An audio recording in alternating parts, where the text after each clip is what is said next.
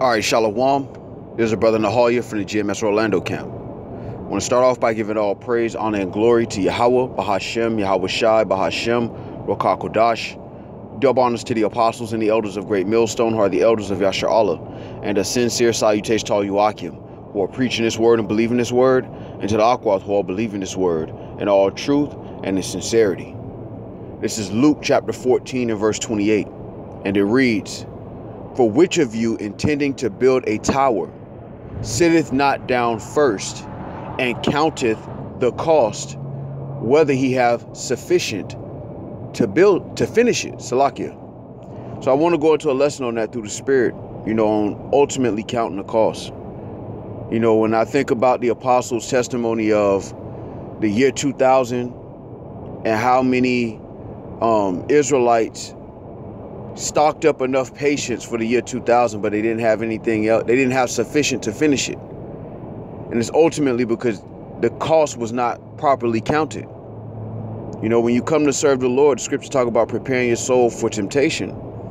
And in 2 Timothy, the 2nd chapter, talks about enduring hardness as a good soldier. Soldiers don't know when they're necessarily coming home. At least that was the ancient way of fighting.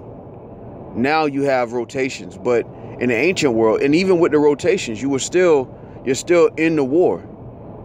You don't know when the war is going to end, So I want to go through these precepts through the Spirit, because ultimately, when you serve the Lord, that is a lifetime lot. That's not a lot that you sign up for and then you get to enjoy retirement. And that's a part of properly counting the cost. That we're in a day and age through the Spirit where we have to count the cost, and that means all the way up to and including your life. Lord willing, that's what you've been chosen for. All right, real quick, I mentioned it, so I want to grab it.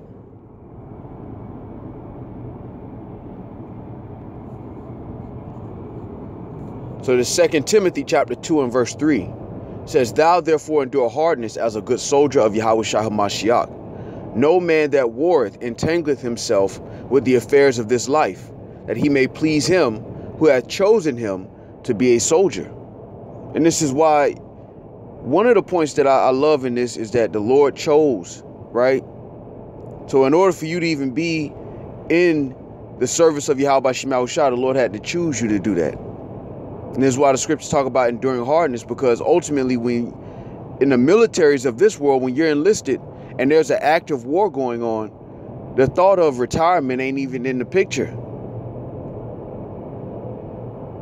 It's an existential crisis at that point, meaning a crisis of existence. At that point, your retirement is on the back burner. That's why scripture talk about we labor to enter into our rest. Until we see Yahweh Shai, who is the author and finisher of our faith, the fight is on. And that's a part of properly counting the cost. And this is why prophecy is so important in this day and age, because it gives us a timeline of how close we are to getting out of here.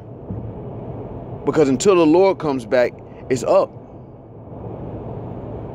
The scriptures talk about our warfare, the weapons of our warfare not being carnal, it's spiritual, casting down these imaginations, fighting the good fight of faith.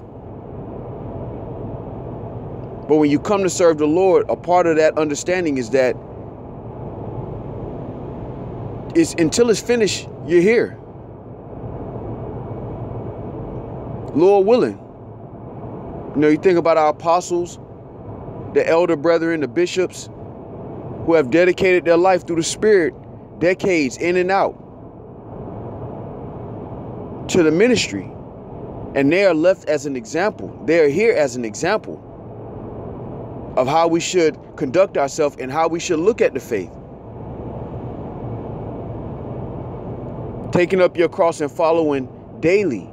They've done this for decades. And that's a part of counting the cost. Lord willing, the writing's on the wall through the Spirit, we're close to getting out of here. But a part of counting the cost is understanding it includes your life. Some brothers are going to have to lay down their life. And that's a part of the gospel. That's a part of counting the cost. Scripture talk about much tribulation shall we enter into the kingdom. And this is the blessing of it. It's a privilege that you're able to suffer. That you're able to partake in the sufferings of Yahweh Shai. Matter of fact,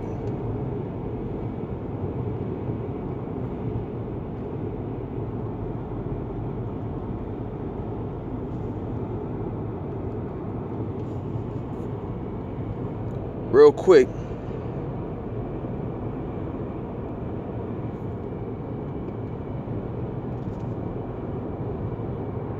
man, this is beautiful. Hold on.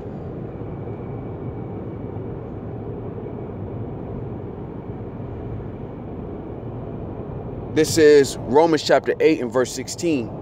And it reads, the Spirit itself beareth witness with our spirit that we are the children of Yahweh Shem Shai. And if children, then heirs, heirs of Yahweh Shem Shai, and joint heirs with Hamashiach. If so be that we suffer with him, that we may be also glorified together. You know, until Yahweh Shai get the glory, you know, it's not done. It's not finished. You know, and it's an honor to be able to suffer for righteousness' sake. Because in the world, people are suffering for things that have no value, things that are going to be destroyed, things that are going to melt with fervent heat. And people are suffering and making sacrifices for things that are corruptible. Whereas the Lord has you on a journey through the Spirit to suffer for righteousness' sake. To follow the path of Yahweh Shai according to your measure. Nobody has the same measure as Yahweh Shai. But as the scriptures say, if so be that we suffer with him, that we may also be glorified together. Because it's one body.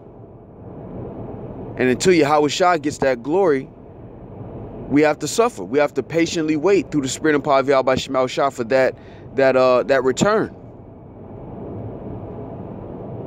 And that is a part of counting the cost, understanding through the Spirit that this is a lifetime journey. You know, when you think about the apostles and the testimony of guys in the 2000s, they were excited because they had gathered up enough oil for 2000. But once the Lord deviated from their timeline, from what they imagined the timeline would be, you know, they lost patience. You know, the elder apostle Gabar in particular, you know, goes into patience, really ultimately going back to suffering. You know, submitting yourself to the will of the Lord and waiting with patience to the best of our ability. That's a part of enduring hardness as a good soldier. Understanding that it's a lifetime journey through the Spirit, and that when shit hit the fan, excuse my French, the Lord will be with you if you suffer now. It ain't hard. It's hard, but it's fair. It ain't easy, but it's fair. Nobody had the greater cup than Yahweh Shai, which is why we can be of good cheer in this day and age, because the heavy lifting has ultimately been done. But that's why the elder apostle Gabar talks about this all the time, understanding what you're a part of. It's not to look deep. This ain't a knowledge gathering seminar or summit. This ain't double jeopardy. You know, this is a journey through the Spirit of spiritual warfare. The pilgrimage, like it talks about in Esdras. And it's not a losing fight. Ultimately, it's a victory, but you have to suffer. You have to go through the patience of waiting through the Spirit. Here's the patience and the faith of the saints. All right, it's John 16 and 33. And it reads, these things I have spoken unto you, that in me ye might have peace. In the world ye shall have tribulation, but be of good cheer. I have overcome the world. So ultimately it's a victory, but it's a matter of enduring it.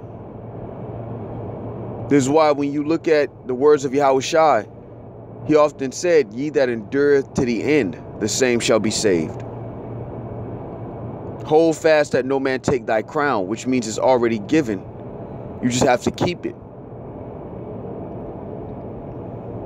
And that is a part of counting the cost. The more the Lord allows you to sup in his truth, the more you understand what you're a part of.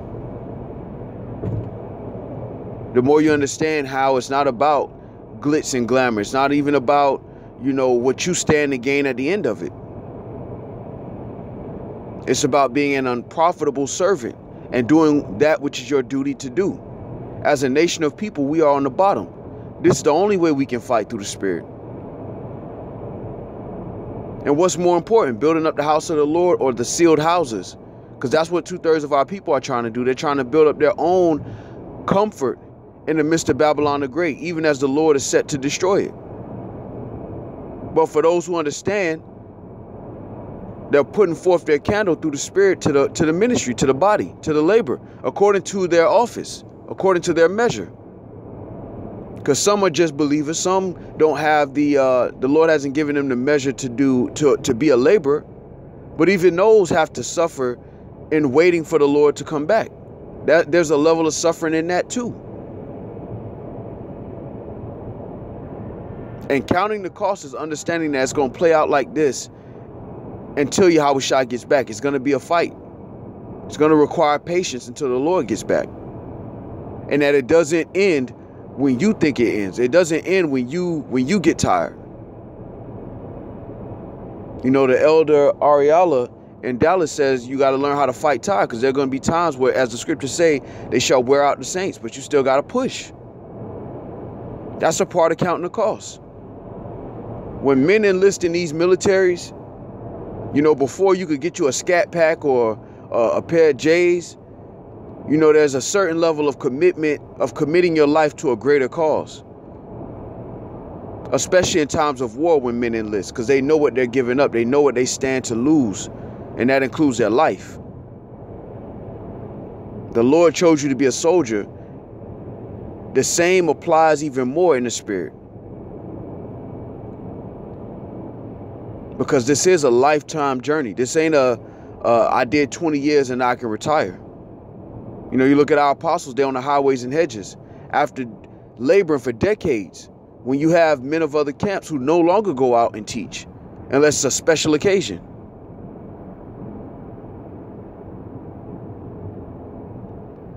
Perfect examples of counting the cost.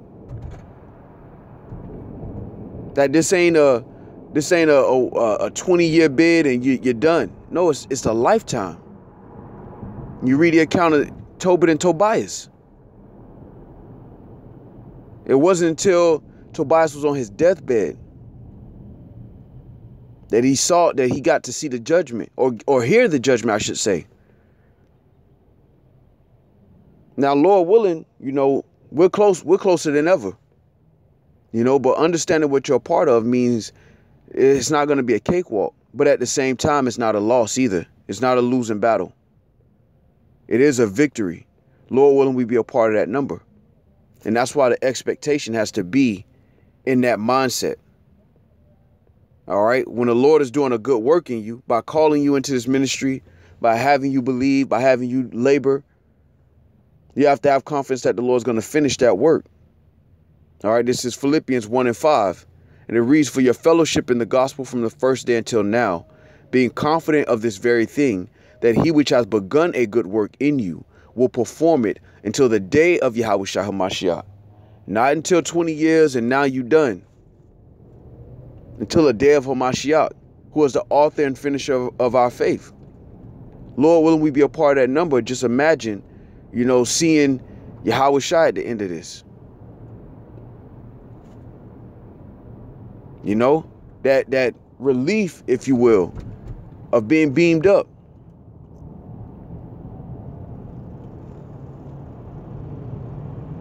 The suffering of now makes that moment that much more precious.